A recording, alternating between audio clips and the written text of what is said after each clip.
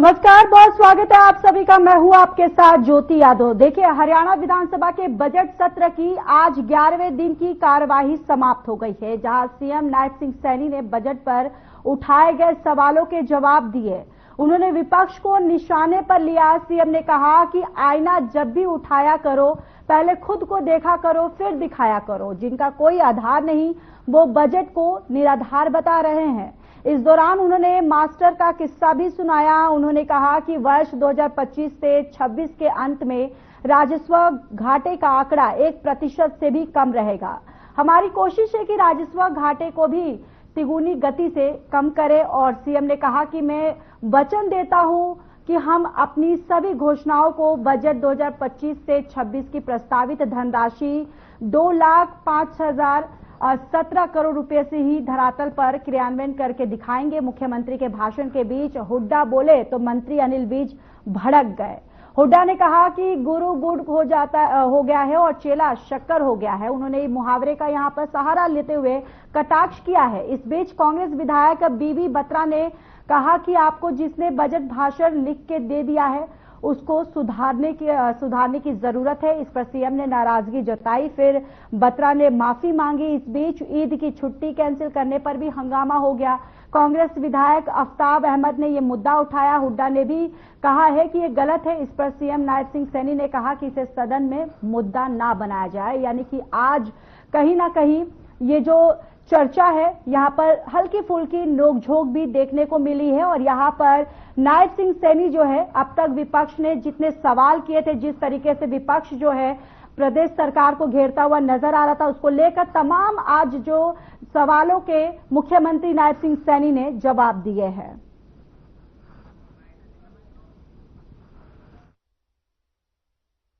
मुझे किस्सा याद आ रहा है। एक बार एक मास्टर जी ने कक्षा में बच्चे के साथ एक प्रयोग किया। बच्चे थे क्लास में, उनके साथ एक प्रयोग किया। उन्होंने एक सफेद पेपर के ऊपर एक छोटा सा चिन्ह लगा दिया,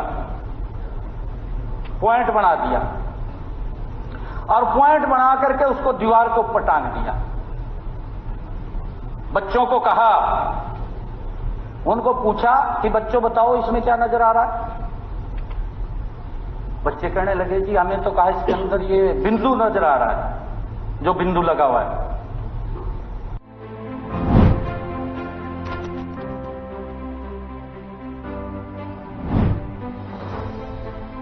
तो देखिए, मुख्यमंत्री नायब सिंह सैनी की ये बड़ी बातें आपके टेलीविजन स्क्रीन पे बता रहे हैं। पावर कंपनियों का 2025 से 15 में कर्ज जो है उसे दुगुना किया जाएगा। पावर कंपनियों पर पूर्ण 11.2% जो है वो बढ़ा दिया जाएगा। आंकड़े कैग की रिपोर्ट में हर वर्ष प्रकाशित किए जाएंगे। और 6,197 करोड़ तो सिर्फ ब्याज के बचाए हैं और पिछले साल देनदारी ब्याज मिलाकर ये आंकड़े जो है उन्होंने बताए हैं। तो देखिए, ये मुख्यमंत्री नायब सिंह सैनी की ये बड़ी बातें जो आज सदन में चर्चा के दौरान की है उन्होंने। और ये बातें जो है ये आपके टेलीविजन स्क्रीन पे बता रहे हैं, जहां पर किसानों को लैंड पूलिंग पॉलिसी के विकल्प देंगे। और इसके साथ ही जहां समुचित जमीन मिलेगी तो वही आईएमसी के लिए भी यहां पर जमीन जो है वो आवंटित की जाएगी। हमारी सरकार ने 8.2% के दर को भी बताया है। श्वेत पत्र लाने की कोई आवश्यकता नहीं है। तो ये तमाम बातें मुख्यमंत्री नायब सिंह सैनी ने आज जवाब देते हुए सदन में कही।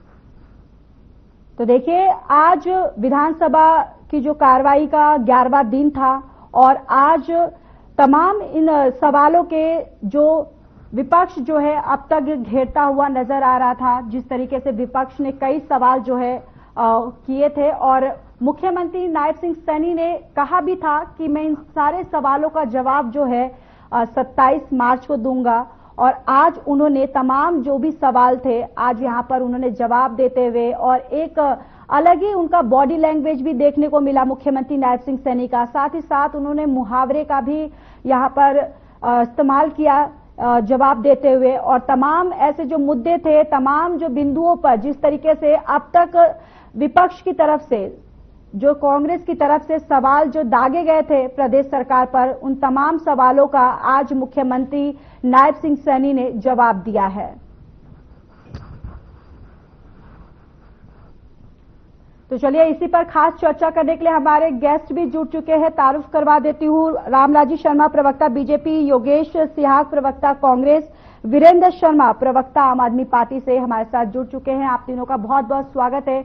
सबसे पहले रामलाजी शर्मा जी आपके पास आते हुए, देखिए आज जिस तरीके से तमाम सवालों के आज मुख्यमंत्री नायब सिंह सैनी ने बड़े ही एक अलग अंदाज से जवाब दिया है, आज के इस चर्चा को बीजेपी कितना सकारात्मक मान रही है?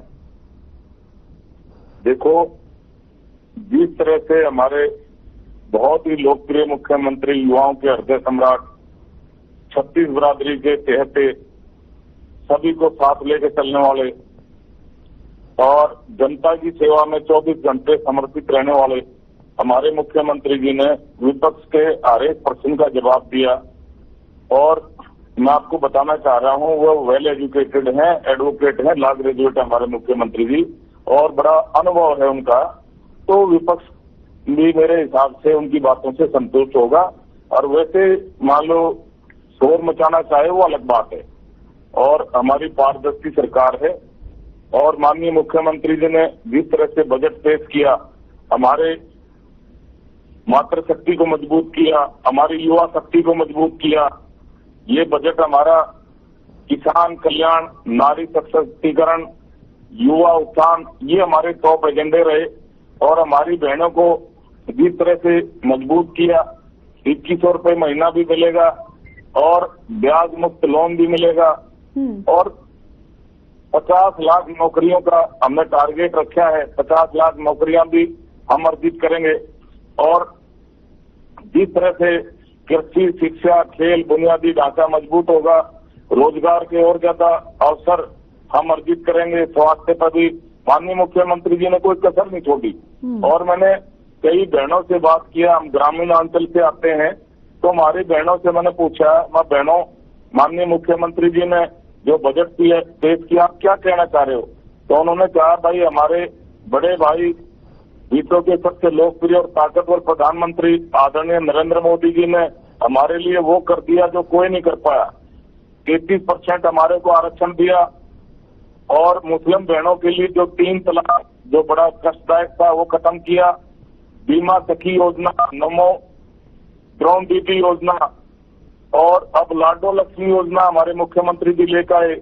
और जिस तरह से हमारी बहन एक आदिवासी समाज से संबंध रखती है, उनको महामहिम राष्ट्रपति बनाया। हमारी वित्त मंत्री आदरणीय हमारी बहन है निर्मला सीतारमण जी, और दिल्ली की मुख्यमंत्री हमारी बेटी, हरियाणा की, मैं जुलाना का रहने वाला हूं, तो जुलाना के पास में नंदगढ़ गांव है, हमारी बहन को, हमारी जुलाना की बेटी को दिल्ली का मुख्यमंत्री बनाया। ये हमारी बहनों के लिए बहुत ही खुशी की बात है। और 5000 करोड़ का प्रावधान लाडो लक्ष्मी योजना में रखा है। तो हमारी बहनें कह रही हैं, भाई हमारे भाई ने मौज कर दी। हमारा भाई नायब सैनी जी पहले तो हमारी कोठरी लेकर आया, फिर हमारा सिलेंडर पहुंचाया, हमारे सिलेंडर पहुंचने लग गया, और अब 2100 रुपये भी हमारा भाई पहुंचा देगा। भाई साहब, भाई परमात्मा सब न दे, हम उनके उज्जवल भविष्य, उत्तम स्वास्थ्य, दीर्घायु की कामना करते हैं। और रानी लक्ष्मीबाई की तरह, झांसी की रानी की तरह हम अपने भाई के साथ खड़े हैं। और 20 साल से तो इसमें मुख्यमंत्री था लड़ नहीं देंगे, बाकी भाई की किस्मत रही, क्योंकि 13.5 साल तक चौधरी भजनलाल हरियाणा के मुख्यमंत्री रहे थे, सबसे लंबे समय तक। हमारी बहनों की, हमारी हरियाणा की 36 बिरादरी की हार्दिक इच्छा है, मैं हमारा मुख्यमंत्री, हमारे युवाओं का हृदय सम्राट जो 36 बिरादरी का मसीहा है, वो कम से कम 20 साल तक हमारा मुख्यमंत्री रहे। और ऐसे ही हम जनता की सेवा करते रहेंगे, जनता हमारे को आशीर्वाद देती रहेगी। आने वाले 30-40 साल तक हमारी सरकार ऐसे ही चलती रहेगी। और जिस तरह से विपक्ष ने शोर मचाया और हमारे मुख्यमंत्री जी ने उनकी एक बात का जवाब दिया, मैं समझता हूँ ये काबिल तारीफ है। और हमारा बजट बहुत ही ऐतिहासिक है, और सभी वर्गों को ध्यान में रखते हुए ये किया गया है। और जिस तरह से मैं आपको बताना चाहूंगा, किसान की पीड़ा को बेहतर समझ सकता है जो किसान का बेटा हो, मजदूर का बेटा हो, या जिसने किसानी करी हो। हमारे मुख्यमंत्री जी राजा के बेटे नहीं हैं, वो किसान के बेटे हैं। उन्होंने किसानी भी करी है, कस्सी लेकर उन्होंने पानी भी लगाया है, उन्होंने गेहूं की कटाई भी करी है, खेती करी है, उन्होंने किसानी करी है। इनसे बेहतर किसान की पीड़ा कौन समझ सकता है? पहले क्या होता था कांग्रेस के टाइम में, ये कीटनाशक दवाइयां ये नकली थी और बीज नकली था। उससे क्या है, किसान को भारी हानि पहुंच सकती थी, बहुत लॉस हो जाता था, किसान बर्बाद हो जाता था। हमारे मुख्यमंत्री जी क्योंकि किसान के बेटे हैं, खुद भी किसानी करी है, उन्होंने उनकी पीड़ा को समझा और एक स्पेशल विधेयक लेकर आए और आज किसान को कोई ठग नहीं सकता। आज क्या है, 3 लाख तक का तो प्रावधान इसमें कर दिया, मैं 3 साल की सजा। अगर कोई ये नकली कीटनाशक दवाइयां बेचेगा और नकली बीज बेचेगा, 3 साल की उसकी सजा और 600 गुना उसमें पेनल्टी लगेगी। ठीक है। तो किसी की हिम्मत नहीं हो सकती। और जिस तरह से किसानों के लिए हमारी सरकार काम कर रही है, युवा शक्ति के लिए काम कर रही है, भाई हम जिस तरह से बुनियादी ढांचा मजबूत हो रहा है, जिसमें हमारे IMP आ रही है, औद्योगिक क्षेत्र में विकास कर रहे हैं, 10 IMP और आएंगी, औद्योगिक ग्रोथ हो रहा है, जिस तरह से इंडस्ट्री का ग्रोथ हो रहा है और जिस तरह से योगेश जी हमारे युवाओं को रोजगार मिल रहा है, ये अपना आप में मैं समझता हूँ उदाहरण की बात है। और जिस तरह से कांग्रेस के टाइम में तो क्या भर्तियां कैसे होती थी, परिवारवाद, क्षेत्रवाद, भाई भतीजावाद, जातिवाद, ये हमारा मित्र बैठा है कांग्रेस का प्रवक्ता, ये जवाब देगा। इनके टाइम में भर्तियां ऐसे होती थी। मैं लौटूंगी आपके पास। हमारे साथ और भी 2 अन्य मेहमान जुड़े हुए हैं, उनके पास भी जाना जरूरी है। मैं लौटूंगी आपके पास। योगेश जी, देखिए आपके पास आते हुए आज जिस तरीके से हमने नायब सिंह सैनी का एक शायराना अंदाज देखा, किस तरीके से अब तक आप लोग जो भी अपने सवालों को लेकर घेरते हुए नजर आए, आज उन्होंने तमाम सवालों के जवाब जो है वो दिए और आज के जो चर्चा के हमने कई रूप और कई स्वरूप जो है हमने देखे। तो आज की चर्चा को कांग्रेस कितना सकारात्मक समझ रही है, किस तरीके से कांग्रेस आज की चर्चा को देख रही है? आज की चर्चा का काफी कुछ तो सारांश अभी हमारे प्रवक्ता शर्मा जी ने बड़ा एक झूठ बोलने की एक बहुत बड़ी मशीन है इनके पास। तो इनका मतलब भाषण पूरा तो देखिए, सबसे बड़ा जो इस बार के बजट सेशन में जो बजट पेश किया मुख्यमंत्री जी ने, मैं समझता हूँ कि आप देखिए 2 लाख से ऊपर का इन्होंने बजट पेश किया, 2,15,000 करोड़ का। उसके बावजूद भी इन्होंने जो बुनियादी ढांचा हमारा शिक्षा, स्वास्थ्य और रोजगार, तीनों पे मैं कहता हूँ कि युवाओं की तो सपनों की हत्या करती। आप देखिए, युवाओं के लिए तो नौकरियां, उन्हें पक्की नौकरी मिलनी चाहिए थी। कल भी जो विधेयक लेके आए, उन्हें शर्मा जी आपका हमने पूरा प्रवचन सुना है, आप भी सुनिए। आपने सच्चाई को जरूर लगती है सच्चाई, लेकिन उसको सुनना चाहिए। तो देखिए, जो ये कल विधेयक लेके आए, अरे हमने भी तो कांग्रेस के शासन के दौरान यूनिवर्सिटियों में कॉन्ट्रैक्चुअल एम्प्लॉइज को रेगुलाइज किया। आप क्यों नहीं उन युवाओं को रेगुलाइज कर रहे? क्योंकि आपने बजट में प्रावधान ही नहीं रखा।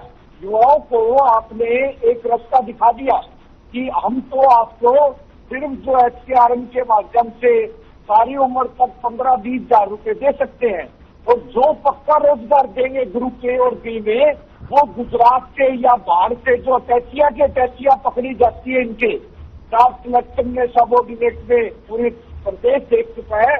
और आप देखिए क्यों इनकी कितनी लिस्ट आती है।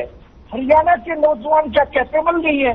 जहां इंटरव्यू सिस्टम है ग्रुप A और B में, वो गुजरात के ग्रुप D में क्यों नहीं आ पाते? शर्मा जी से मेरा सवाल है, ये पर्ची खपती ग्रुप D में, ग्रुप D में गुजरात के युवाओं को क्यों नहीं मौका दे पाती आपकी सरकार? क्योंकि वहाँ इंटरव्यू सिस्टम खत्म है।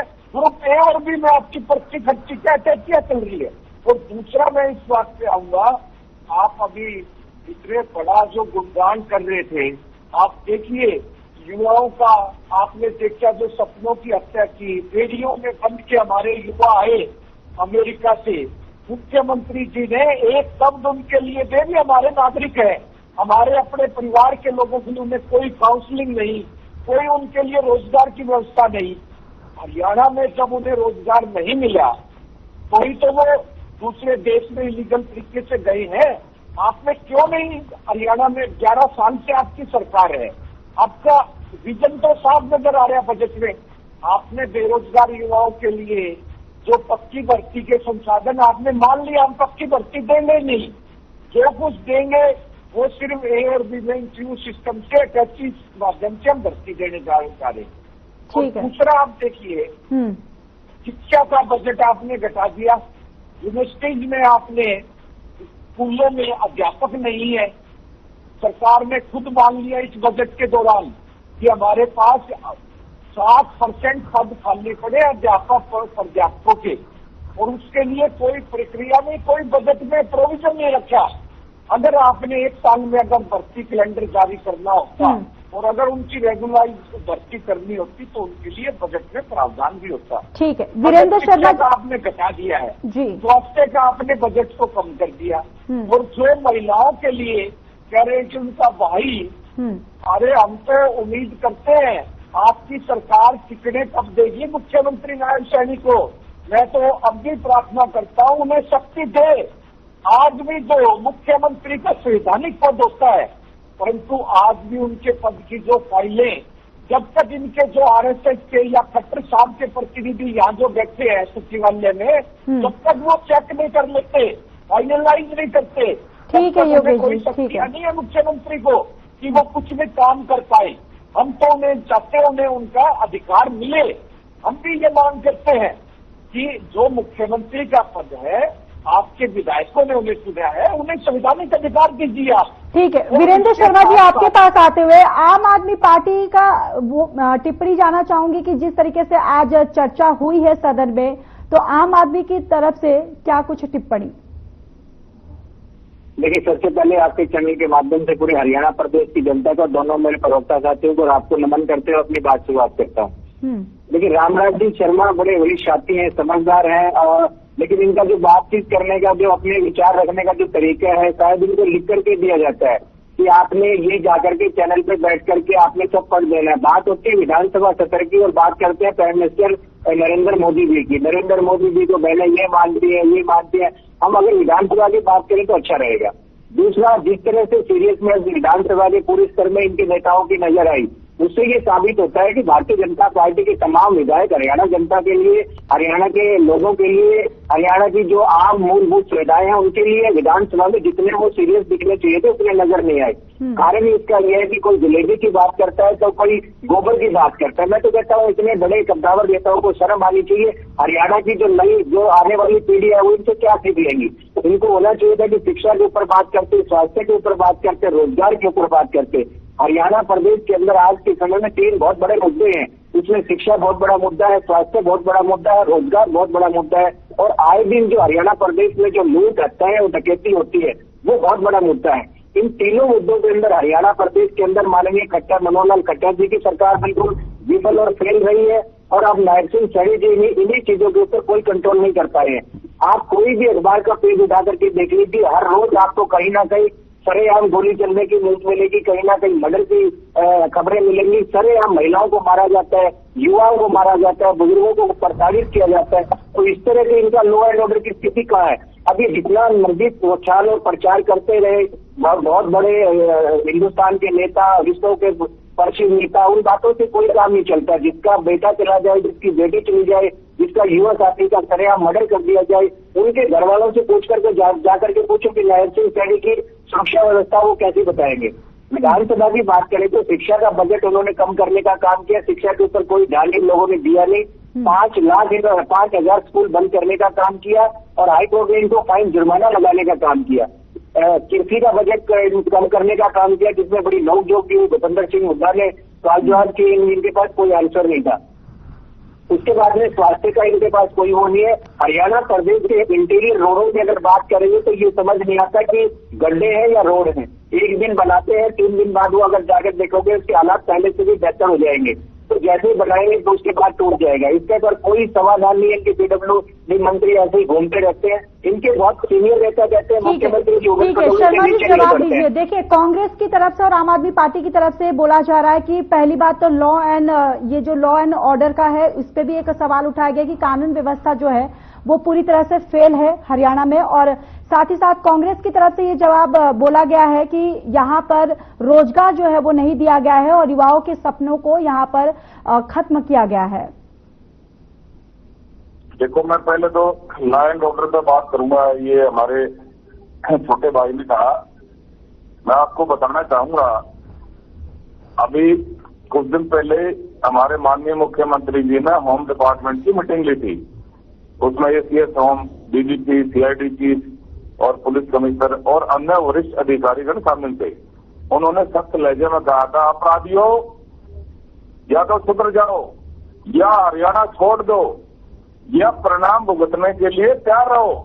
हमारी पुलिस को निपटना आता है, अपराधियों से कैसे निपटा जाता है, और मैंने पुलिस को खुली छूट दे रखी है। उनको निपटना आता है कैसे अपराधियों से निपटा जाता है। उसके बाद में कई इनकाउंटर भी हुए हैं। और रही बात, इन्होंने और भी हमारे ऊपर आरोप लगाए हैं। इनके टाइम में वहां क्या होता था, मोहल्ला क्लिनिक, वहां पर मरीज भी फर्जी, दवाई भी फर्जी और लैब भी फर्जी, काफी घोटाला, करोड़ों रुपये का घोटाला हो गया। और इनका आऊंगी शर्मा जी, संक्षेप में समय की कमी है हमारे पास। मैं इस नौकरी रोजगार के ऊपर बात करता हूँ। ये हमारे भाई हैं कांग्रेस पार्टी वाले, मैं इनकी बात का जवाब देता हूँ। देखो, सबसे ज्यादा नौकरियां हमारी सरकार ने दी है। फर्स्ट टर्म में ये 10 साल में लगभग 2.25 लाख नौकरियां दी हैं। जो मुख्यमंत्री का दूसरा कार्यकाल है उसमें हमने लगभग 30-32 हजार नौकरियां दी हैं और 25 हजार इसमें और नौकरियां भी शामिल हैं जो इलेक्शन के टाइम में इनकी भर्ती रोको गैंग ने रुकवा दी थी। तब माननीय मुख्यमंत्री जी ने वायदा करा था कि भाई, जब हमने दूसरा टर्म के लिए माननीय मुख्यमंत्री जी को हमारी पार्टी ने मुख्यमंत्री घोषित कर दिया था।